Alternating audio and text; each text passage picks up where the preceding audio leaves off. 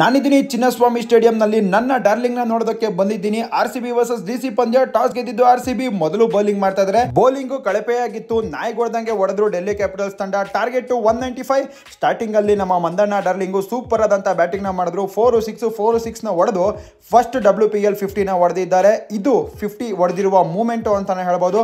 50 complete ಆಗಿದೆ. Bat ಎತ್ತಿ celebration ಕೂಡ ಮಾಡಿದ್ರು. ಅದಾದ್ಮೇಲೆ ನಮ್ಮ ದೊಡ್ಡಮ್ಮ ಸೋಫಿ ಡಿವೈನ್ ಅವರು ಒಂದು ದೊಡ್ಡ 6 ಬಾರಿಸಿದ್ರು. ನಾವು ಬೆಳ್ಳುಳ್ಳಿ ಕಬಾಬ್ ತರ ಒನ್ ಮೋರ್ ಅಂತ ಹೇಳಿದ್ರೆ ಅದೇ ತರ ಒಂದು 6 ಮತ್ತೆ ಬಾರಿಸಿದ್ರು. ಬ್ಯಾಕ್ ಟು ಬ್ಯಾಕ್ 6 ನ ನೋಡಿ ನನಗಂತೂ ಖುಷಿ ಆಯ್ತು. ನಾನು ಕೂಡ 6 ಹೊಡಿಬೇಕು ಅಂತ ತೀರ್ಮಾನ ಮಾಡಿ 2 ಪ್ಲೇಟ್ ರೈಸ್ ಬಾತು 1 ಪ್ಲೇಟ್ ಬಜ್ಜಿನ ತಗೊಂಡ್ಬಂದ್ವಿ.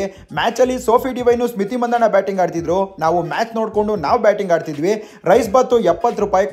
ಕ್ವಾಂಟಿಟಿ ಬಗ್ಗೆ ಹೇಳೋದಾದ್ರೆ ಎರಡೂ ಕೂಡ ಕಡಿಮೆ ಇತ್ತು. ಕ್ವಾಲಿಟಿ ಕಡಿಮೆ ಇತ್ತು, ಟೇಸ್ಟ್ ಕೂಡ ಓಕೆ ಆಗಿತ್ತು. 40 ರೂಪಾಯಿ ಚಿತ್ರಾನ್ನ ಸಕ್ಕತ್ತಾಗಿತ್ತು. 70 ರೂಪಾಯಿ ರೈಸ್ ಬಾತು ಚೆನ್ನಾಗಿರ್ಲಿಲ್ಲ ಅಂತಾನೆ ಹೇಳ್ಬೋದು. ಬಾಳೆಕಾಯಿ ಬಜ್ಜಿ 50 ರೂಪಾಯಿಗೆ 5 ಕೊಟ್ರು. ಮ್ಯಾಚ್ ನೋಡ್ಕೊಂಡು ಬಜ್ಜಿ ತಿಂದೆ.